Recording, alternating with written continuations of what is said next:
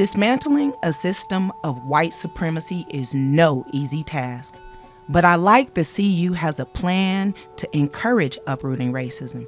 Here, courses like Problematizing Whiteness provide vocabularies which describe impacts on BIPOC identities within historically Eurocentric spaces.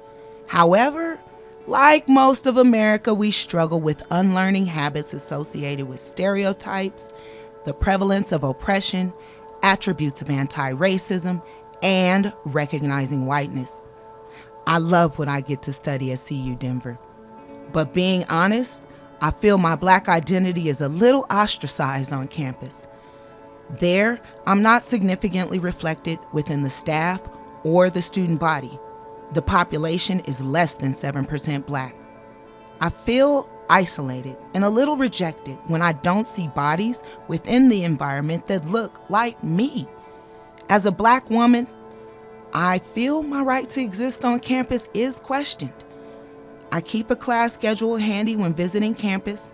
I'm often stopped and asked to provide credentials when entering research facilities or computer labs. In the school's defense, it is posted. Still, oddly, I only see this policy enforced when brown students enter university spaces. I have never witnessed a white or Asian student be required to show their schedule or ID. Are Black women not allowed on campus? Are Black women not allowed to do research? These oppressive experiences that leave many BIPOC individuals uncomfortable and feeling excluded within historically Eurocentric spaces are not overt acts of racism or white supremacy. Instead, they are covert acts of exclusion and erasure that are not easily identifiable. My personal experience on campus leaves me feeling that we, both as Americans and the CU culture, have a long journey of learning to embrace difference before us.